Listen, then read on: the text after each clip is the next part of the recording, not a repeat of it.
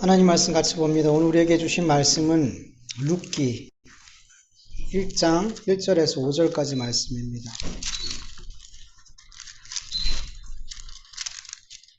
룻기 1장 1절에서 5절까지 말씀 한 목소리를 같이 읽겠습니다. 사사들이 칩되었던 때에 그 땅에 흉년이 드니라. 유다 베들레헴의 한 사람이 그의 아내와 두 아들을 데리고 모압 지방에 가서 거류하였던데 그 사람의 이름은 엘리멜렉이요 그의 아내의 이름은 나음이요 그의 두 아들의 이름은 말론과 기르니니 유다 베들레헴 에브라 사람들이었더라. 그들이 모압 지방에 들어가서 거기에 살더니 나음이 남편 엘리멜렉이 죽고 나음이와 그의 두 아들이 남았으며 그들이 모압 여자 중에서 그들의 아내를 맞이했는데 하나의 이름은 우르바요 하나의 이름은 루시더라. 그들이 거기에 거주한 지 10년쯤에 말론과 기론 두 사람이 다 죽고 그 여인은 두 아들과 남편의 뒤에 남았더라. 아멘. 몇 주 동안 우리 룻기의 말씀을 같이 나누려고 그래요.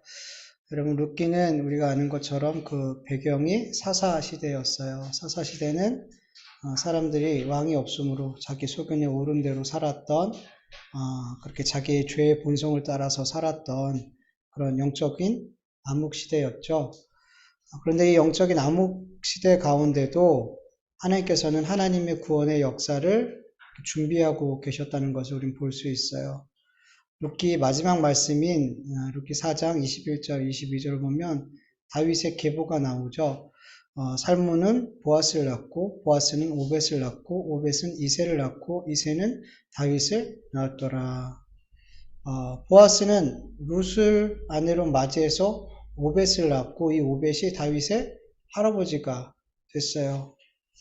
여러분, 하나님께서는 이스라엘 백성들이 사무엘에게 우리에게도 다른 나라처럼 왕을 달라고 요구하기 전에 이미 하나님은 하나님의 마음에 합한 왕을 준비하고 계셨더라는 거죠. 그리고 더 나아가서 다윗의 가문을 통해서 예수님을 보내실 것을 이렇게 다 준비하고 계셨더라는 거예요. 여러분, 우리는 때때로 내가 영적으로 좀 어두운 상태, 영적으로 하나님과의 관계가 좀 옳지, 바르지 않은 상태에, 영적인 침체의 상태에 있을 때, 마치 하나님도 모든 것이 나와 함께 하시고, 역사하시고, 나를 위해서 뭔가를 하시는 이런 모든 것들이 멈춰 있는 것처럼 이렇게 생각할 때가 있어요. 근데 그렇지 않아요. 이스라엘 백성들이 그렇게 영적으로 암흑 시대를 가고 있었지만, 그럼에도 불구하고 하나님께서는 그 영적인 어두운 시대에 하나님의 일들을, 구원의 계획들을 계속 준비하고 계시더라는 거죠. 여러분, 우리의 삶에 하나님과 관계가 이렇게 좀 어려울 수도 있고, 영적으로 이렇게 좀 어두운 시기를 보낼 수도 있고, 그래요. 그런데 그때도 하나님은 우리를 구원하기 위해서 일하고 계신다는 것을 여러분 믿으시길 축원합니다. 하나님은 그런 하나님이에요. 그래서 우리가 구원받을 수 있는 거예요. 네. 참 놀라운 것은 보아스의 아버지가 살몬이래요. 룻의 남편, 보아스의 아버지가 살몬인데 이 보아스의 어머니는 누굴까요? 보아스의 어머니는 여리고성 기생 라합이었어요. 마태복음 1장 5절에 보면 살몬은 라합에게서 보아스를 낳고 보아스는 룻에게서 오벳을 낳고 오벳은 이새를 낳고 이렇게 기록되어져 있어요. 하나님의 구원의 계획이 너무 놀랍더라는 거죠. 하나님께서 이스라엘 백성들이 경멸하고 구원이 없다고 믿었던 이방인, 더군다나 창녀였고 과부였던, 그 당시에 천대받고 멸시받았던, 절대로 구원받을 수 없을 것 같은 그들에게 하나님께서는 믿음을 주시고 그들을 통해서 예수 그리스도를 보내주셨더라는 거죠. 하나님이 일하시는 방법은 참 놀랍더라는 거죠. 여러분, 이 말씀을 통해서 우리가 뭘 또 볼 수 있냐면, 여러분, 구약에서는 이미 이스라엘만 하나님의 선민으로 구원받는 것이 아니라 이미 구약에서도 이렇게 구원받을 수 없는 사람들이, 이스라엘 사람들이 구원받을 수 없다라고 생각했던 사람들이 믿음으로 구원받은 그런 사건들이 계속 나오고 있다는 것이죠. 여러분, 구원은 아브라함의 후손, 뭐 이스라엘 백성, 성민 이런 타이틀로 인해서 구원받아지는 것이 아닌 거예요, 여러분. 네. 근데 우리 교회에서 이런 생각들을 갖고 있어요. 뭐 집사라는 타이틀, 권사라는 타이틀, 뭐 장로라는 타이틀, 목사라는 타이틀, 성도라는 어떤 그리스도인이라는 이런 우리에게 붙여져 있는 그 어떤 이름들이 마치 우리의 구원과 연결되어져 있는 것처럼. 그래서 어떤 분들은 집사님보다는 장로님, 목사님은 돼야지 이제 구원이 안전빵인 것처럼 이렇게 생각하는 분들 여러분 없을 것 같아요? 있어요, 여러분. 마치 직분이 어떤 직분을 받느냐에 따라서 그분의 믿음이 어떤 정도가 믿음의 차이가 있다라고 생각하고 하나님과 더 가깝다. 때로는 그분은 더 당연히 구원받는 사람이지. 이렇게까지 생각을 하더라는 거예요. 뭐 때문에? 붙어있는 이름 때문에. 예, 그 어떤 직함 때문에. 그런 타이틀로 구원받는 게 아니라는 거예요, 여러분.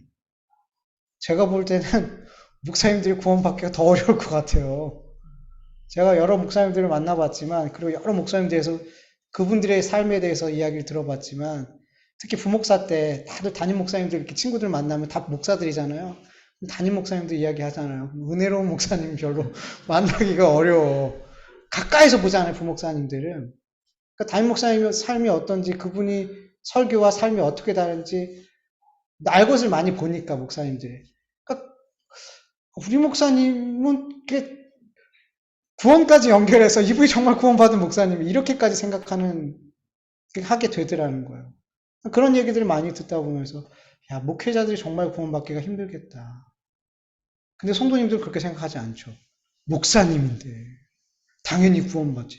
당연히 우리보다 하나님과 더 가깝지. 여러분 믿지 마세요, 여러분.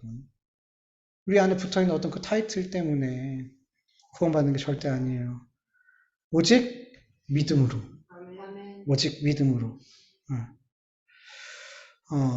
로마서 1장 17절에 보면 복음에는 하나님의 의가 나타나서 믿음으로 믿음에 이르게 하나니 기록된 바 오직 의는 믿음으로 말미암아 살리려 함과 같으니라. 아멘. 바울은 이 말씀을 하박국서에서 인용한 거예요. 구약의 하박국서에서. 여러분 구약에서는 율법으로 구원받고 신약에서는 믿음으로 구원받는 게 아니에요. 구약에서도 이미 행위가 아니라 율법 지킴이 아니라 오직 믿음으로 구원받아요. 오직 믿음으로. 그리고 이 믿음은 우리를 구원시키는 이 믿음은 하나님께서 창세전 예수 그리스도 안에서 택한 자들에게만 주어진 선물이에요. 은혜예요. 네. 이 믿음이라는 선물, 이 은혜를 받기로 작정된 자들은 하나님께서 어떻게 해서든 그들에게 이 은혜를, 이 선물을 반드시 주셔요. 반드시. 여러분, 여리고의 기생 라합은 하나님께서 창세전에 예수 그리스도 안에서 택한 하나님의 자녀로 부름받은 자예요. 택한 자예요. 그래서 이 기생 라합을 구원하기 위해서 하나님께서 어떻게 하세요? 그곳에 누굴 보내요? 청탕꾼 보내잖아요. 청탕꾼을 보내서 그를 살리잖아요. 네. 여러분, 모압 사람은 이스라엘 백성들이 벌레 취급했어요. 이스라엘 총회에 못 들어와요. 이 모압과 암몬 사람들은 절대로 구원받을 수 없는 벌레처럼 여기는 이 모압 사람들 가운데 하나님께서 구원의 계획이 있는 사람이 있었어요. 바로 룻이었어요. 이 룻을 구원하기 위해서 하나님께서 엘리멜렉 가정을 그곳으로 보내세요. 그리고 나옴이라는 시어머니를 통해서 하나님을 만나게 하세요. 그리고 예수 그리스도의 족보 안으로 그를 끌고 들어오시더라는 거죠.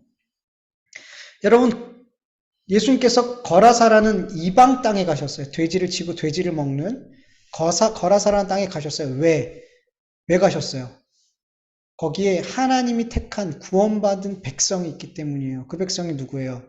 군대 귀신 들린 사람.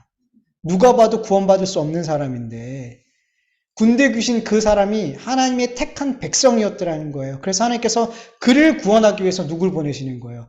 예수님 보내시더라는 거죠.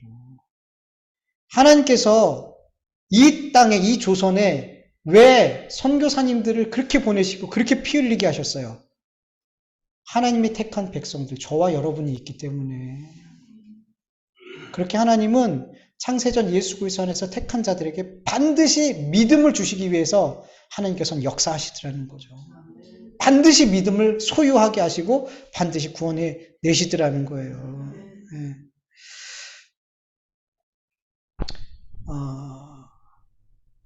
룻기나 또 다른 성경들을 보면서 우리가 결코 오해하지 말아야 될 게 있어요.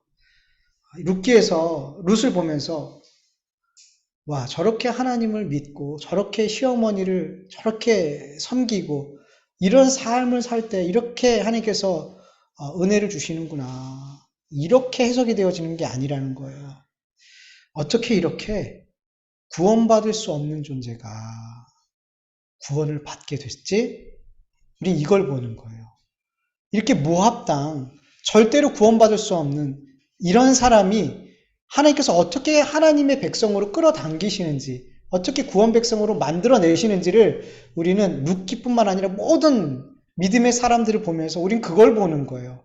그러면서 아, 내가 구원받은 게, 내가 믿음의 사람이 된 게 하나님의 은혜구나. 나같이 죄인, 나같이 나쁜 사람을 정말 머리부터 생각부터 삶까지 하나하나 뜯어보면 죄 아닌 것이 없는 나를 하나님은 어떻게 구원하셨을까? 나에게 어떻게 이런 나를 믿음의 사람으로 만들어내셨을까? 이 성경을 보면서 우리는 그걸 보면서 하나님께 감사하는 거예요. 하나님의 일하심에 탄성을 지를 수밖에 없는 거죠. 감사합니다, 하나님. 그걸 보는 거예요. 우리는 룻기를 통해서. 그리고 다른 성경을 보면서. 여러분 오늘 본문을 보면은 사사들이 치리할 때 그 땅에 흉년이 들었다 그래요. 이제 그 땅은 그 나오미 엘리멜렉이 살고 있었던 그 베들레헴 땅만 이야기하는 게 아니라 온 가나안 땅을 이야기하고 있어요. 지금 온 이스라엘 백성들이 살고 있는 온 이스라엘 땅이 흉년이 들었대요. 만약에 베들레헴만 흉년이 들었다면 이 엘리멜렉이 굳이 이방 땅까지 갈 필요 없었겠죠. 그 안에서 흉년이 안 든 곳에 갔으면 됐을 텐데 온 이스라엘 땅이 다 흉년이 든 거예요. 그래서 흉년이 들지 않은 모압 땅을 이제 가게 된 거죠. 근데 여러분 성경을 보면 모압 땅은 이스라엘 동편 루벤 그리고 므낫세 동쪽에 이렇게 세 지파가 두 지파 반이 있었잖아요. 루벤 지파랑 므낫세 반 지파랑 갓 지파인가 이렇게 두 지파 반이 있었잖아요. 그 지역 바로 옆에 붙어 있는 모압과 암몬은 바로 이스라엘 접경 붙어 있는 나라란 말이죠. 근데 그렇게 다 붙어 있는데 이스라엘 땅만 비가 안 오고 흉년이 들고 모압 땅은 괜찮더라는 거예요. 붙어 있는데. 왜 이런 일이 일어난 걸까요? 여러분 성경을 보면 흉년에 대한 기사가 종종 등장하는데 여러분 사실 이스라엘 백성들이 정복한 그 가나안 땅, 이스라엘 백성이 살고 있는 그 땅은 흉년이 들면 안 되는 땅이에요. 흉년이 들면 안 되는 땅이에요. 왜냐하면 신명기 11장에 보면 하나님께서 이스라엘 백성들에게 약속하셨어요. 내가 오늘 너에게 명하는 내 명령을 너희가 만일 청종하고 너희 하나님 여호와를 사랑하여 마음을 다하고 뜻을 다하여 섬기면 여호와께서 너희의 땅에 이른비 늦은 비를 적당한 때에 내리시리니 너희가 곡식과 포도주와 기름을 얻을 것이요 또 가축을 위하여 들에 풀이 나게 하리니 내가 먹고 배부를 것이다. 이스라엘 백성들이 이 말씀을 따라서 하나님을 마음을 다하고 뜻을 다하고 사랑하고 그 말씀을 지키면 그 땅에는 흉년이 들 일이 없어요. 하나님이 이른 비 늦은 비를 내리시고 이슬을 내리시고 동물까지 가축까지 다 먹이셔서 다 배부를 거야. 흉년이 들 수 없는 땅이에요. 어떻게 하면? 하나님의 말씀에 순종하고 하나님을 사랑하고 마음을 다하고 뜻을 다하여 섬기면 그 땅은 흉년이 들 수 없어요. 근데 그 땅에 흉년이 들었다는 건 모압 지방은 흉년이 들지 않았는데 이스라엘 땅에만 흉년이 들었다는 건 무슨 말이에요? 신명기 11장 16절 17절을 보면 너희가 스스로 삼가라 두렵건대 마음이 미혹하여 돌이켜 다른 신들을 섬기며 그곳에게 절을 하므로 여호와께서 너희에게 진노하사 하늘을 닫아 비를 내리지 아니하여 땅이 소산을 내지 않게 하심으로 너희가 여호와께 주신 땅에서 속히 멸망할까 하노라. 하나님을 떠나서 우상을 섬기면 하나님께서는 어떻게 하신대요? 비를 내리지 않고 비를 닫아버린대요. 이방 땅에는 비를 내리시고 하늘 문을 안 닫는데 너희 땅에는 내가 비를 내리지 않게 할 거야. 흉년이 들어서 너희들이 그 땅에서 멸망당해 그렇게 저주하시더라는 거죠. 지금 이스라엘 백성들에게 지금 흉년이 들었다는 건 지금 그들의 영적인 상태가 어떻다는 거예요. 하나님을 떠나서 하나님을 사랑하지 않고 말씀에 불순종하며 우상을 섬기고 있었더라는 거죠. 영적으로 아주 어두운 시기, 하나님과의 관계가 깨어진 그런 상황에 있었더라는 거죠. 그래서 하나님께서 이스라엘 땅에만 하늘을 닫아버리신 거예요. 비를 내리지 않으신 거예요. 여러분, 우리의 삶에 자꾸 문제가 생기고 막히고 힘든 일이 있고 어려운 일을 당할 때, 우리의 삶에 흉년이 들 때 그 원인을 자꾸 엉뚱한 데서 찾으면 안 돼요. 안 돼요. 우리의 삶에 흉년이 드는 건 뭐와 관계가 있어요? 하나님과의 관계가 있는 거예요. 그리고 여러분, 진짜 흉년은 육적인 흉년일까요? 영적인 흉년일까요? 진짜 흉년은 영적인 흉년이에요, 여러분.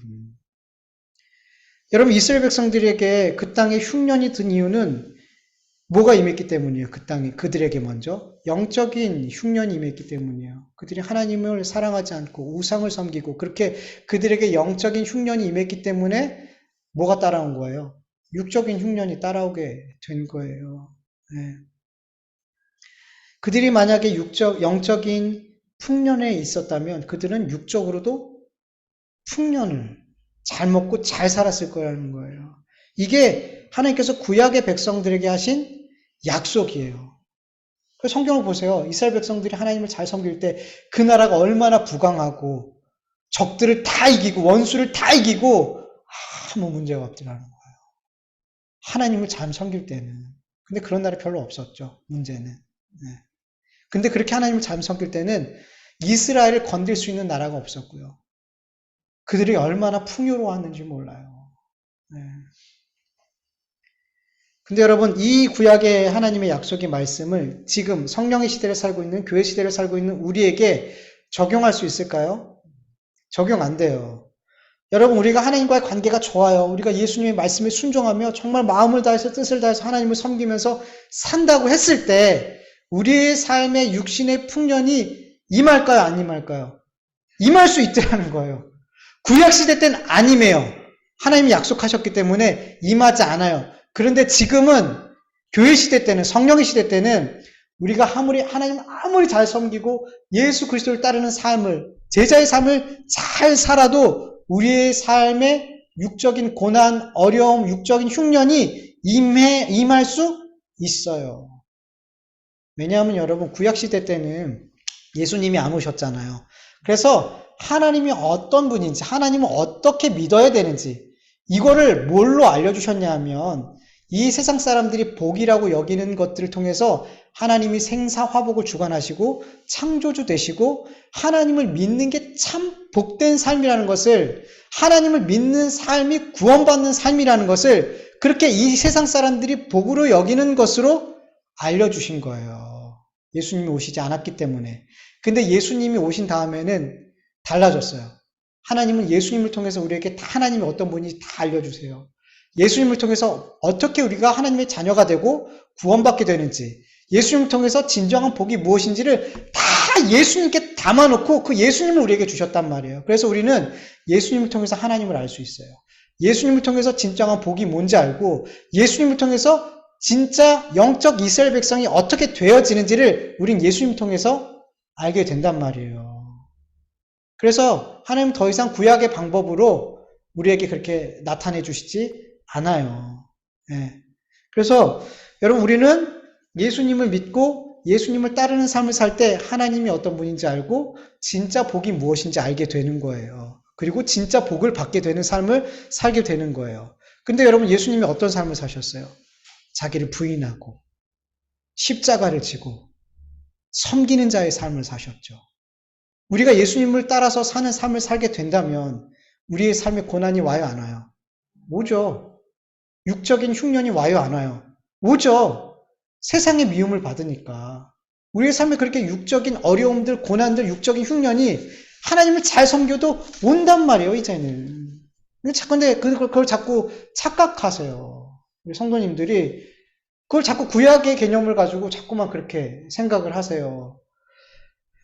여러분, 지금은 우리가 육적인 흉년, 육적인 풍년이 들었다고 해서 그 사람이 영적인 풍년을 누리고 있다라고 생각하면 큰일 나는 거예요, 여러분. 네. 그래서 여러분, 우리가 지금 내가 영적인 흉년이 들었는지를 어떻게 알 수 있냐면, 구약시대 때는 육적인 흉년이 오면 내가 지금 영적인 흉년이 온 거라고 보면 됐어요, 구약시대는. 근데 지금은 아니에요. 지금 어떻게 분별해야 돼요? 여러분, 지금 내 삶에 내 형편과 처지와 여러 가지 관계 가운데 고난이, 환난이, 어려운 일들을 만났을 때, 육적인 그런 흉년을 만났을 때, 고난이 고난으로만 느껴져요. 슬픔이 슬픔으로만 느껴져요. 육적인 흉년이 그냥 육적인 흉년으로만 이렇게 받아들여져요. 그렇다면 지금 내 영적인 상태는 영적인 흉년에 들고 있는 상태예요. 내 보여지는 모든 그것이 그냥 보여지는 대로만 보여져요. 고난은 고난으로밖에 안 보여져요. 슬픔은 슬픔으로밖에 안 보여져요. 힘든 일은 힘든 일로밖에 안 여겨져요. 거기서 그냥 끝이 나버려요. 그 상태는 내가 영적으로 흉년이 들었다라고 생각하면 돼요. 근데 내가 영적인 풍년, 하나님과의 관계가 잘 되어져 있으면 내가 슬픈 일을 당하고 고난을 당하고 육적인 흉년이 와도 그 상황을 그대로 받아들이지 않아요. 이 모든 상황 속에서 누구와 연결시켜서 생각해요? 하나님과 연결시켜서 생각해요. 이 고난을 하나님께서 나에게 왜 주셨을까? 이 사람은 나를 힘들게 하는 이 사람은 하나님께서 나에게 왜 붙여주셨을까? 그렇게 하나님과 연결시켜서 하나님께 기도하게 되고 그 가운데 고난이 고난으로 안 보여지게 돼요. 이 슬프고 괴로운 상황이 슬프고 괴로운 상황으로만 받아들여지지 않는단 말이에요. 이 상황 속에서 감사가 나오고 이 상황 속에서 찬송이 나오더라는 거예요. 왜 기도하는 가운데 하나님께서 이 고난을 나에게 주신 게 나에게 영적으로 유익하구나. 그걸 깨닫기 때문인 거예요. 그래서 영적으로 풍요로운 삶을 살고 있는 자들은 나에게 오는 그 모든 상황들을 그 상황 그대로 받아들이지 않고 하나님과 연결시켜서 이 모든 것을 나에게 선한 것으로 받아들이게 되더라는 거예요.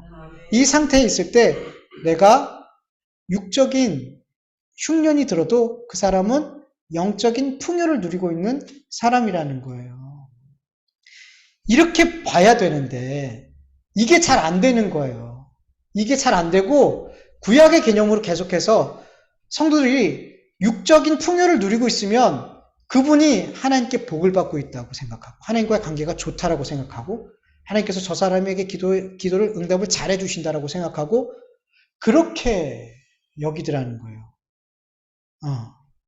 그래서 이 문제가 어떻게 연결이 되냐면 교회에서 리더들, 지도자들, 뭐 장로님들 이렇게 직분자들을 세울 때 여러분 대부분 교회에서 장로님들이 어떤 분들이 많이 세워져요? 세상에서 성공했다, 좀 힘이 있다, 물질적으로 풍요롭다, 지위가 있다.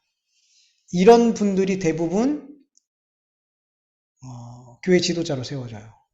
왜냐하면 그들의 나타나는 그 육적인 풍요로움이 뭐와 연결된다고 생각해요? 영적인 풍요. 이 사람은 하나님께서 복 주시고 은혜 주시고 이 사람은 하나님과 가깝다. 이렇게 자꾸만 몰아가는 거죠. 몰아가는 거죠. 저도 보면은 교회 이렇게 사역하면서 다니면서 정말 힘들고 경제적으로 어렵고 세상에서 지위도 없고 이런 분들이 세상적으로 봤을 때 전혀 영향력 없는 분들이 교회에서 장로님이 되는 경우는 저는 거의 없진 않았어요. 근데 거의 못 봤어요. 재정적으로 여유 있고 세상적으로도 어느 정도 이렇게 좀 지위가 있고 이런 분들이 교회에서 지도자 역할 그리고 어떤 영향력을 행사할 수 있는 그런 자리에 서게 되는 건 저는 너무나 많이 봤어요.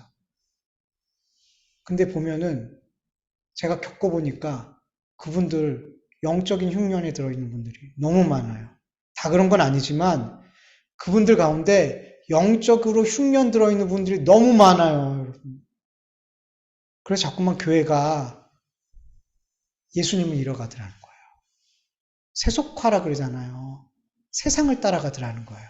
왜? 교회 리더들이 영적인 흉년에 들고 있기 때문이에요.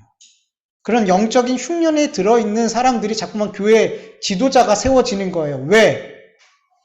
그들이 육적인 풍요를 누리고 있기에 영적인 풍요를 누리고 있는 사람으로 자꾸만 그렇게 연결지어 생각해서 지도자로 세우기 때문이라는 거예요. 근데 알고 봤더니 그분들이 다 영적인 흉년에 시달리고 있는 분들이라는 거예요. 그러니까 자꾸만 교회가 어떻게 돼요? 예수님을 잃어가는 거예요. 복음을 잃어가는 거예요. 세속화되고 세상의 방법을 따라가게 되더라는 거예요.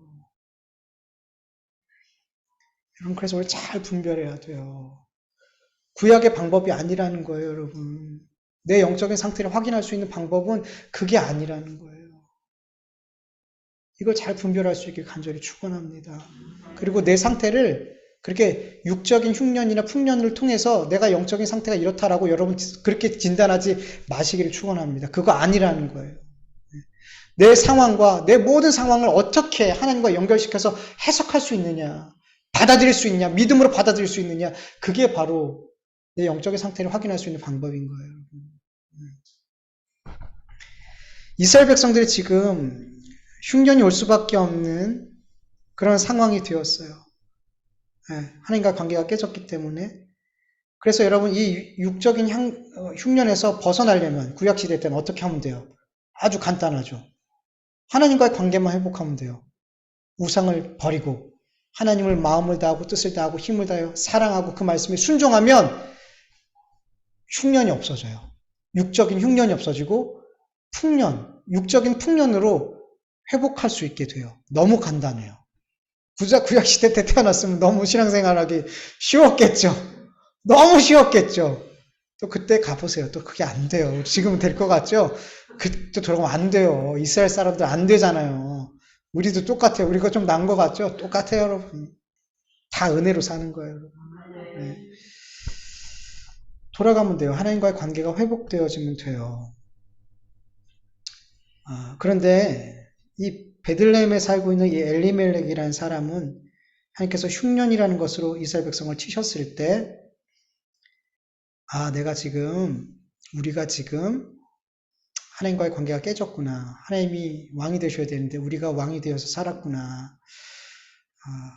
그러면서 회개하고 돌이켜서 이렇게 개인적으로든 또 이스라엘 민족으로든 그렇게 바라봤어야 되잖아요. 근데 그렇게 못했더라는 거예요. 엘리멜렉은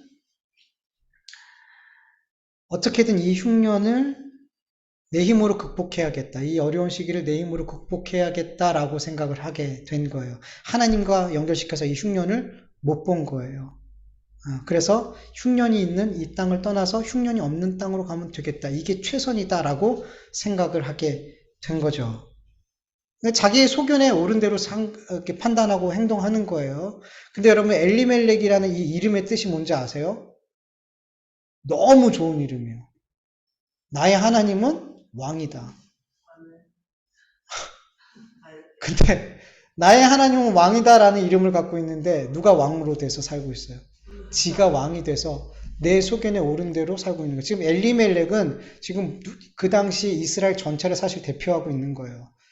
지금 그렇게 보여주고 있는 거예요. 하나님께서 일부러. 하나님이 왕이 되어서 하나님의 다스림을 받아야 될 이스라엘 백성들이 지금 모두 다 자기가 왕이 돼서 자기의 소견대로 살고 있다라는 것을 지금 이 엘리멜렉을 대표로 해서 보여주고 있는 거예요. 지금 이스라엘 영적인 상태가 어떠한지를. 그렇게 엘리멜렉은 하나님이 자기의 왕입니다. 이런 이름을 갖고 있으면서 자기가 왕이 돼서 자기의 소견에 옳은 대로 이 가뭄의 문제를 자기의 왕 대신 하나님과 연결시키지 못하고 그냥 이 가뭄 그대로만 보고 이걸 내 힘으로 해결해 내려고 했던 거죠. 그리고 여러분, 성경을 잘 보면 이 가뭄 때문에 이 엘리멜렉 가정이 너무 힘들고 어려워서 정말 먹고 살 수가 없어가지고 모압 땅으로 간 걸까요? 아니더라는 거예요. 아니라는 거예요, 그게. 그러면 조금 이해가 갈 수 있겠어요. 정말 입에 풀칠할 수가 없어서 가족이 다 죽을 것 같아가지고 그렇게 갔다면 좀 우리가 마음적으로는 동정이 가고 이해가 좀 되잖아요. 우리가 육을 입기 때문에 우리도 그럴 수 있을 거라 생각이 들잖아요. 근데 성경을 보면 그게 아니더라는 거죠. 룻기 1장 21절을 보면 모압 땅에서 이렇게 나오미가 이제 다 잃고 돌아오게 되거든요. 그때 이제 베들레헴 사람들이 반겨주니까 이렇게 얘기하더라는 거죠. 내가 풍족하게 나갔더니 여호와께서 내게 비어 돌아오게 하셨느니라. 그러니까 입에 풀칠해서 도망간 게 아니라, 풀칠할 것이 없어 도망간 게 아니라 그들이 이미 풍요로웠어요. 가뭄이 왔지만 얼마든지 그곳에서 견뎌낼 수 있을 만큼의 풍요로움이 그들에겐 있었더라는 거예요. 가난하지 않았더라는 거예요. 부유했더라는 거예요. 근데 왜 가뭄을 피해서 모압 땅으로 갔냐면 이 풍요를 잃고 싶지가 않은 거예요. 가뭄에서 견뎌면서 그 풍요를 자꾸만 깎아먹고 싶지가 않은 거예요. 이 풍요를 지키고 싶은 거예요. 그래서 모압 땅에 간 거예요. 이해되시죠? 가난해서 간 게 아니에요. 내 풍요를 지키기 위해서 간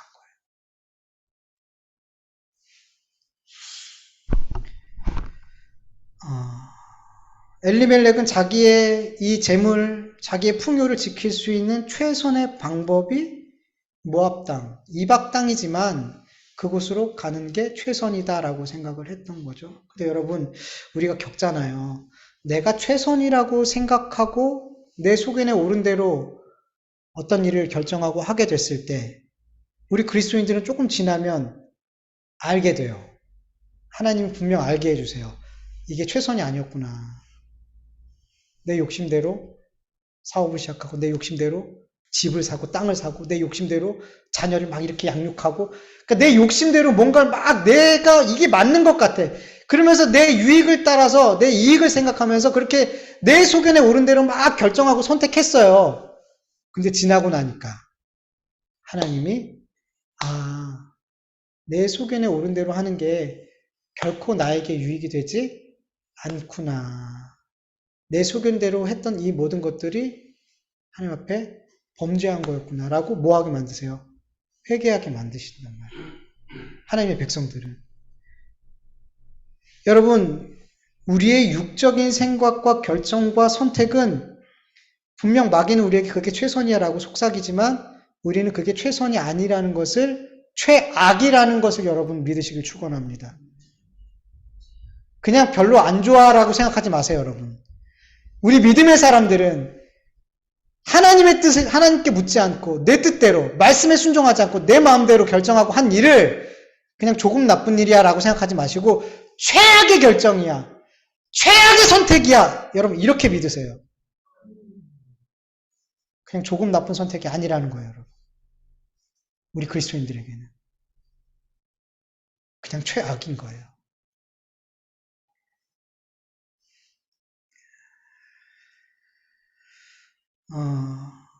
이 최악의 선택을 하게 되는 이 엘리멜렉이 분명히 보세요. 성경을 보면 이 사람에게 있어서는 이 선택은 최악의 선택이었죠. 이 최악의 선택을 하게 되는 결정적인 선택의 이유가 뭐예요? 세상의 풍요예요. 세상의 떡이에요. 그게 선택의 기준이에요. 그게 그를 움직이게 하는 가장 중요한 요소라는 거죠. 떡이 보장되어 있지 않으면 얼마든지 하나님이 주신 기업, 그 땅을 버리고 이방으로 갈 수 있는 거예요. 우리 그리스도인들도 마찬가지죠. 하나님이 내 삶의 풍요를, 세상의 떡을 보장해 주시지 않는다면 그냥 교회 떠나가는 거예요. 그냥 하나님에 대한 섬기는 마음 없이 그냥 종교로 여기면서 교회를 다니는 거예요. 하나님에 대한 섬김의 마음 없이, 믿음의 마음 없이. 그냥 어떤 그룹이나 어떤 단체 안에 속해 있으면 그게 나에게 유익이 될 수 있잖아요. 그러니까 그런 마음으로 교회를 가는 거예요. 그냥 세상의 떡. 그게 기준이란 말이에요. 하나님을 향한 믿음이 없으면. 여러분 요한복음 6장을 보면 오병이어의 기적을 경험한 많은 무리들이 예수님을 막 왕으로 삼으려고 그러잖아요. 그때 예수님께서 뭐라고 말씀하시냐면 너희가 나를 찾아온 것은 표적을 본 까닭이 아니요 떡을 먹고 배부른 까닭이로다. 썩을 양식을 위하여 일하지 말고 영생하도록 있는 양식을 위하여 하라. 이 양식은 이 양식을 이 양식은 그걸 또 오타가 난 것 같아요. 이 양식은 내가 너희에게 줄 테니까 바로 하나님이 인친 내가 너희에게 줄 거야. 이렇게 말씀하세요. 여러분 많은 사람들은 예수님을 따랐던 많은 사람들은 예수님을 통해서 육적인 떡을 얻고 싶어 했어요. 근데 요한복음 6장을 보면 하나님 예수님이 계속 이 떡에 대해서 이야기하는데 영적인 떡에 대해서 얘기하세요. 예수님에 대해서 얘기해요. 이걸 먹어야지 살아 너희가. 썩을 양식을 위해서 일하고 그것을 네가 목적으로 삼고 그것을 너의 삶의 선택 기준으로 삼으면 너희는 죽어. 영적인 떡. 나를 기준으로 삼아야 돼. 나를 먹는 삶을 살아야지 너에게 영생이 있어. 라고 쭉 말씀을 설교를 하세요. 이 설교가 끝나자 예수님의 제자라고 생각하면서 예수님을 따랐던 너무 많은 무리들이 더 이상 예수님을 따르지 않아요. 제자의 삶을 포기하고 도망가더라는 거죠. 왜냐하면 그들은 지금까지 예수님을 통해서 얻고자 했던 떡은 영적인 떡이 아니라 세상의 떡이었어요. 근데 예수님이 세상의 떡 안 줘. 그리고 나를 먹어야 돼. 영적인 떡, 난 너에게 줄 수 있는 건 영적인 떡이야. 라고 말하자 그들이 그래요? 그리고 다 가버리더라는 거예요. 저는 그거 원하지 않았는데 예수님께. 전 예수님을 통해서 세상의 떡 얻기를 원했는데 그러면 저 예수님 안 따라요. 그럼 믿음이 없는 사람들은 그렇게 세상의 떡이 기준이 되어 모든 걸 선택해요. 예수님을 믿는 것조차도 이 세상의 떡이 기준이에요. 이 떡 나에게 보장해 주지 않으면 저 예수님 안 섬겨요. 교회를 다녀도 안 믿어요. 내 맘대로 살 거예요.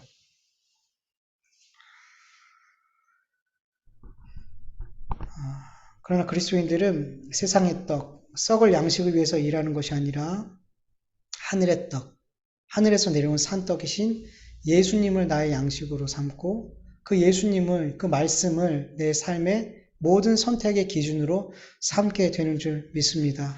이 예수님을 나의 양식으로, 내 떡으로 삼고 사는 자들에게 예수님은 이렇게 말씀하세요. 요한복음 6장 51절에 나는 하늘에서 내려온 살아있는 떡이니 사람이 이 떡을 먹으면 영생하리라. 내가 줄 떡은 곧 세상의 생명을 위한 내 살이라 하시니라. 라고 약속하셨어요. 너희가 나를 떡으로 삼고 영생의 떡을 먹는 삶을 살려고 한다면 내가 이 떡을 먹는 너희들에게 영생을 줄 거야. 라고 약속하셨어요. 여러분, 썩을 떡은, 이 땅의 양식은 우리가 육신이 죽을 때 같이 죽어요. 나를 죽게 만들어요. 썩게 만들어요. 근데 하나님이 주신, 예수님이 주신 그 예수님이란 떡은 그 먹을 사람은 예수님처럼 영생의 부활을 하게 만들더라는 거예요. 네. 이 약속을 우리는 믿는 사람들이에요. 그래서 여러분, 우리는 썩을 양식, 이 썩을 양식을 위해서 이것을 어떻게 먹을까, 어떻게 마실까, 어떻게 소유할까, 더 많이 소유할까, 이걸 놓고 하나님 앞에 계속 기도하는 존재가 아니라는 거예요. 네. 우리는 어떻게 하면 이 영생의 떡이신 예수님으로 풍요롭고 이 예수님으로 만족하고 이 예수님의 말씀이 내 삶의 모든 선택의 기준이 되고 이런 기도를 우리는 하나님 앞에 드려야 되는 거라는 거예요. 아까 우리가 찬양했던 것처럼. 네. 이렇게 예수님으로 나의 양식으로 삼지 못한 사람은 세상의 것으로 양식 삼을 수밖에 없어요. 둘 중에 하나예요. 네. 근데 그런 삶을 살게 되는 사람들은 어떻게 돼요?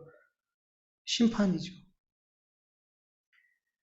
자기의 풍족함을 지키기 위해서 흉년이 들지 않는 모함 땅으로 도망갔던 엘리멜렉, 그렇게 육신의 풍족함, 육신의 떡을 나의 양식으로 삼고 그것을 내 삶의 목적과 또 선택의 기준으로 삼았던 이 엘리멜렉의 삶은 모압 땅에 가서 얼마 안 지나서 죽어버렸어요.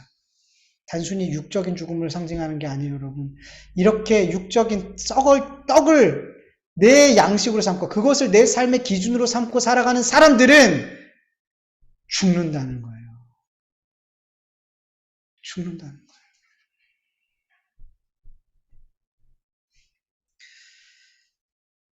썩을 양식을 따라서 인생의 모든 것을 계획하고 선택한 엘리멜렉의 삶은 하나님의 뜻 앞에 완전히 박살이 나버렸어요. 이렇게 하면 잘 될 것 같아. 저렇게 하면 부유하게 될 것 같아. 이렇게 하면 내 물질을 지킬 것 같아. 라고 선택했던 모든 그런 계획했던 이 모든 것들이 그냥 하나님 앞에서는 그냥 박살이 나더라는 거죠. 여러분, 내 인생은 결코 내 계획과 내 뜻과 내 능력으로 내 인생을, 내 미래를 책임질 수 없어요, 여러분. 안 돼요, 여러분, 그게. 성경은 이렇게 말씀하죠. 야고보서 4장 13절에서 14절까지 보면 13절 14절 보면 들으라 너희 중에 말하기를 오늘이나 내일이나 우리가 어떤 도시에 가서 거기서 1년을 머물며 장사하여 이익을 보리라 하는 자들아 내일 일을 너희가 알지 못하는도다. 너희 생명이 무엇이냐 너희는 잠깐 보이다 없어지는 안개니라. 아무리 어떤 계획을 세우고 이 장사하면 반드시 이익을 볼 거야. 이렇게 준비하고 이렇게 어디 가서 이렇게 일하면 분명히 잘 될 거야. 성공할 거야. 이익을 낼 거야. 아무리 모든 것이 완벽하게 준비가 돼 있어도 우리가 내일 일을 모른대요. 안 되더라는 거예요. 내 마음과 내 계획과 내 뜻대로 될 것 같은데 사람들도 다 될 거라고 얘기해도 하나님이 안 돼 그러면 안 되는 거예요. 하나님이 우리의 삶을, 우리의 내일을 하나님이 주관하고 계시는 거예요. 네. 엘리멜렉이 아무리 내가 여기서 망하니까 모압당 가면 내가 이 물질 잘 지키고 이 가문 잘 지켜낼 수 있을 거라고 좋은 선택 같았지만 하나님이 그거 아니야 라고 하니까 어떻게 해요? 그냥 거기서 죽더라는 거죠. 아무것도 안 되더라는 거죠.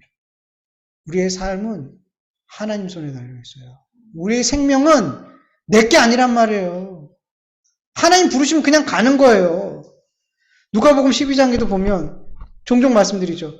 예수님께서 어떤 비유를 드시는데 부자가 소출이 많아가지고 너무 행복한 근심을 하잖아요. 이거 어떻게 할까? 그래 창고를 허물고 더 크게 져서 거기에 다 집어넣자. 그리고 몇 년 동안 나는 먹고 자고 누리고 너무 좋아. 그러면서 그렇게 행복하게 하고 있을 때 하나님께서 내가 네 영혼 오늘 데려가면 네가 쌓아둔 이거 다 누구 거 되겠니? 라고 말씀하시잖아요. 우리의 계획, 우리의 생명, 우리에게 아무것도 아닌 거예요. 우리 뜻대로 아무것도 할 수 없어요. 하나님만 우리의 삶을 책임지시고 우리의 생명의 주 되시고 우리의 갈 길을 인도하시는 것을 믿으시길 간절히 원합니다. 그래서 우리는 여러분 썩을 양식을 따라가는 삶이 되면 안 되는 거예요. 하나님만 따라가야 되는 거예요. 영적인 양식 대신 예수님만 따라가야 되는 거예요. 야고보서 4장 15절에 보면 우리 이런 삶을 살래요. 주의 뜻이면 우리가 살기도 하고 이것이나 저것이나 하리라. 이게 너무 짧은 말인데 이게 그냥 우리의 삶이에요.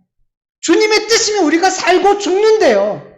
주님의 뜻이면 우리가 이것을 하든 안 하든 결정을 하게 되는 거래요. 누구의 뜻? 주님의 뜻. 이 삶을 사는 자들이 이 땅에서 영적 풍요를 누리는 삶을 살게 될 줄 믿으시길 간절히 축원합니다. 예, 우리 같이 말씀을 기억하면서 잠깐 하나님께 기도드리죠.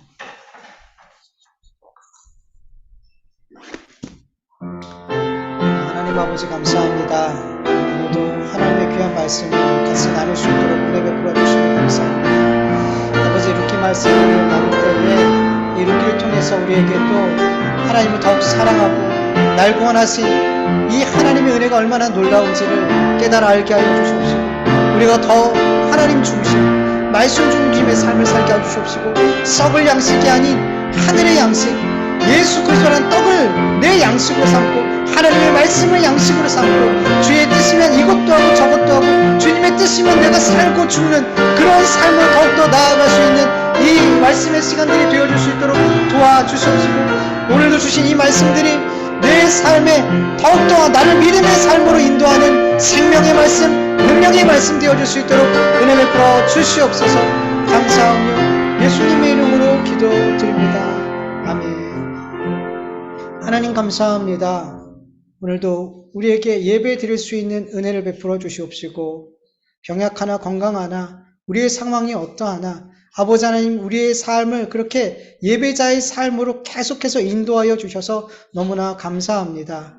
하나님 우리가 썩을 양식을 따라서 선택하는 삶이 되지 않게 하여 주시옵시고 언제나 하나님의 말씀 하늘에서 오신 산떡이신 예수 그리스도를 내 양식 삼고 그 양식을 따라 모든 것을 선택하는 삶이 되어줄 수 있는 영적인 풍요를 누리는 우리의 삶이 되어줄 수 있도록 은혜 베풀어 주시옵소서. 하나님 앞에 귀한 예물을 올려드립니다.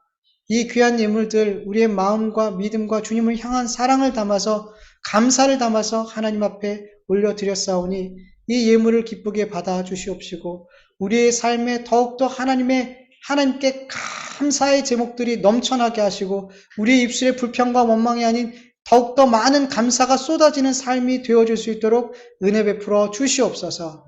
이제는 우리 주 예수 그리스도의 은혜와 하나님의 다하심이 없는 사랑하심과 성령님의 인도하심과 교통하심과 또 견인해 주심이 육적인 풍요를 따르는 삶이 아닌 영적인 풍요를 따르는 삶을 살길 원하는 하나님의 자녀들 머리 위에 그 가정과 그 일터와 하는 모든 일들 위에 이제로부터 영원토록 함께할지어다. 아멘.